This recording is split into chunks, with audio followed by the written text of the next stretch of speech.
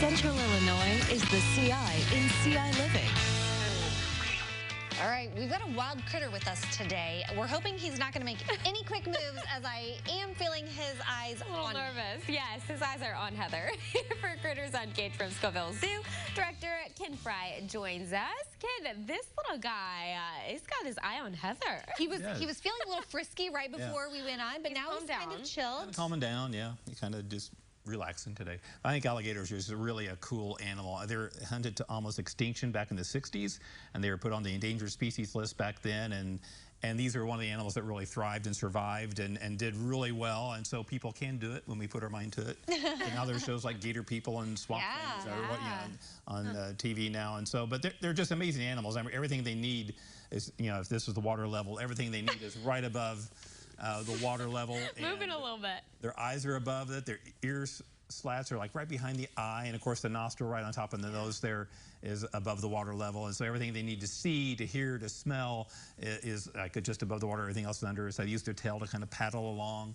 Their back feet are webbed and very soft. You want to touch the back? Okay, yeah, sure. How old is this alligator? Yeah, so this one's only like a year old. Okay. And we have one at the zoo that's in his upper 30s and is 12 feet long and 350 pounds, and he's a big guy. And then we have a female that's in her 20s and that's about 7 feet long, and she's the feisty one. I wouldn't trust her at all. I'd work around the male, but I wouldn't work around the female. 30 years old, though. Is that average for an alligator, or is that just because he's homed in a zoo? Yeah, they can live up to 50 years or so, or longer, in the wild, and they just keep on growing. There's some that have reached 18 feet. It's like the longest one that I've heard of. 700-800 pounds. So if they have a good food source, they can really get big. My goodness. And so this little guy here, that's maybe 18 inches long here, he'll be a big boy someday. Yeah. So they must really grow. They do, over the years. Over the years, they do. So they're maybe 8 inches long when they hatch. And I think a really cool thing about the hatching process, the female lays 40 to 50 eggs or so, and then the temperature delegates if it's male or female. So if it's like 93 or above, it's a female. If it's below that, it's a male. Wow. If it's right at that temperature, she can get a 50-50 split. And so she'll add vegetation to make it hotter, the nest hotter, or take vegetation off to let the nest cool down a little bit. So she can kind of regulate the male or female ratio that she hatches. That's crazy? Yeah, isn't that neat? Oh my word. If you could control that, my God. That is like mind-blowing. Yeah. Okay, let's talk about some fun things happening at the zoo before we run out of time here, because I don't want to miss out on anything fun happening, because Memorial Day is coming up. I know you've got some fun things planned for that. We're honoring veterans outside. You are too? Yeah, we are honoring veterans on Memorial Day. Free admission to veterans, and just say you're a veteran, and we'll let you in that day, and free train ride as well.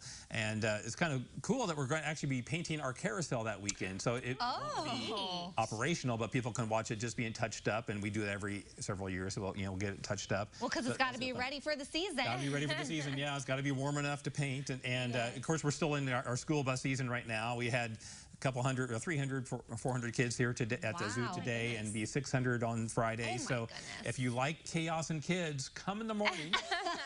If you don't, maybe come in the afternoon, and it's a little quieter, a little more relaxed in the afternoons, and then by the end of May, it kind of all just kind of starts to fizzle out. And then free admission days, we start those up in June. So every Thursday in June is a free admission day, June through October 6th, I think it is. Every Thursday, And of course, the people can come see this baby alligator. What other types of things can people see? Yeah, well, we have cheetahs. We're the only zoo in Illinois with cheetahs. And we have wolves and flamingos and eagles, and we're just starting to get over the avian influenza that's kind of out there. So we're going to work with our vets and maybe get some more birds out. Did that affect you guys? We did, yeah. We had to keep a lot of our birds in for that, so hopefully that'll start relaxing, and we can get some of our birds out, like penguins and some of the other birds as well. Okay. And now he wants to move. He does.